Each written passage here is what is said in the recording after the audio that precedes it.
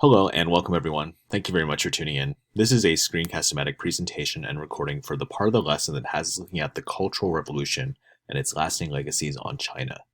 Before we get started, please let me encourage you to open up to today's lesson and to scroll down the correct section, and please get ready to answer the key concept questions as they coincide with the reading. Let's go ahead and begin. From Upfront Scholastic, this is the Cultural Revolution. 50 years ago, Communist China's leader Mao Zedong began inciting young people to turn on, quote, class enemies, end quote, even their own parents. Are there echoes of Mao's rule in China today? When Chen Shizong arrived at his home in Beijing that night, everything was in shambles. His siblings were crying, the dumplings his mother had been making for dinner were squashed on the walls and floor, and his parents were missing.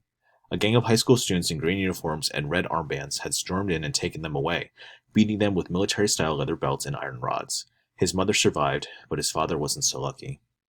In the 5 decades since that night in 1966, Chen, who was 22 at the time, has hoped for answers and maybe an apology from those involved, but no one has ever come forward. Just before he died, my father wasn't even allowed a mouthful of water, says Chen, a 72-year-old retired teacher who still lives in Beijing. It's something I don't like to think about even now, but also I want to hear from those who did this. Chen's parents were among tens of millions of victims of China's Cultural Revolution, which began about 50 years ago. Heeding the call of Communist China's leader Mao Zedong to purge the country of class enemies, radical youths known as Red Guards brutally attacked elite politicians, teachers, and even their own parents. In short, anyone who seemed to betray Mao's vision of communism. Chen's father, a barely educated boiler operator, was targeted simply because his family had once owned 3 acres of land, enough to label him a landlord, which ran contrary to communist teachings that land should be collectively owned. The decade-long Cultural Revolution, in which more than 1 million people died and tens of millions more were beaten, humiliated, and jailed, ended with Mao's death in 1976, but it had lasting effects that are still evident today. It was one of the most savage revolutions in world history, says Orville Schell, director at the Center of U.S.-China Relations at the Asia Society in New York. Once you have such a deep revolution, it stays in your bloodstream, he adds, and in China's President Xi Jinping today, we see many aspects of Maoist form of leadership. The Great Leap Forward. Why did the Cultural Revolution happen? Mao and the Communists had taken control of China in 1949 for the previous century. China had been dominated by foreign powers and badly weakened. Before and during World War II, Japan had occupied much of China and slaughtered tens of thousands of Chinese and maybe more in a massacre that became known as the Rape of Nanking. Under Mao, the Communist Red Army helped defeat Japan and then won a civil war by forcing the army of China's Nationalist Party to flee the mainland of the island of Taiwan.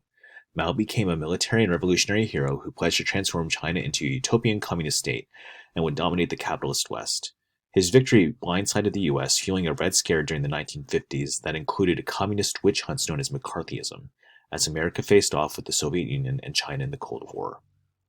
But Mao's efforts to turn his communist vision into reality ultimately proved disastrous. Eager to impose his ideas on China's economy, Mao ordered an end to family farming and private land ownership. Farmers were organized into communes where people lived and worked together. The Great Leap Forward, as his program was known, was a tragic failure of bad planning and miscalculation. Farm production plunged, and the families that resulted led to many as 45 million deaths. By the early 1960s, Mao had largely turned over control of the economy to deputies like Deng Xiaoping. Now, at the same time, Mao had grown disenchanted with the Soviet Union, which he thought was abandoning the tenets of communism, and he worried that China's own revolutionary spirit was being diluted. He also became increasingly paranoid that he would be sidelined and forgotten. So his answer was the Cultural Revolution. On May 16, 1966, Chinese Communist Party issued a memo outlining Mao's ideas for the new revolution, which targeted bourgeoisie capitalists and authority figures in general. His wife and a handful of other radicals, together known as the Gang of Four, became the movement's henchmen. Mao held massive rallies and called upon students to destroy the four olds: old culture, old customs, old ideas, and old habits.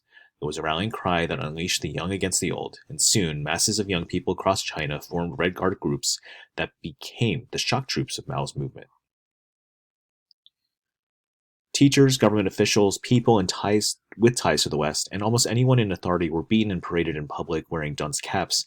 Young people burned books, ransacked temples, and hung posters denouncing their neighbors.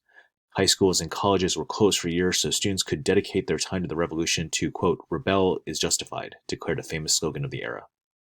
At the same time, Mao promoted his own cult of personality, where about 900 million copies of his Little Red Book were published, and all Chinese were expected to carry it everywhere so they could study his writings. Even literature and the arts were expected to pay homage to Mao and his revolution. Over time, Red Guard units began fighting each other, each claiming to represent Mao's true ideals. But by 1969, China had spun so out of control that a new phase of the Cultural Revolution was launched.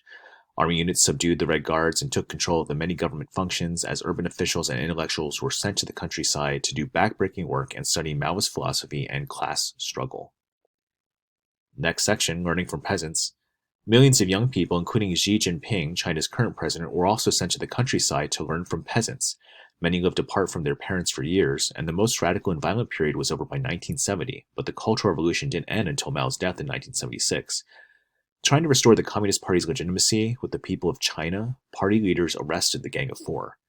Ironically, Deng Xiaoping, once exiled to the countryside, became China's new leader, and he opened the country to the outside world and introduced free market reforms in 1978 that allowed private businesses and foreign investments to occur, which led to 3 decades of explosive growth. Today, China is the world's second largest economy right after the US. Deng and his successors over the past decades, however, have continued to keep a tight lid on political expression and personal freedoms, and China's current president has taken an even harder line in ways that some see as reminiscent of Mao's leadership.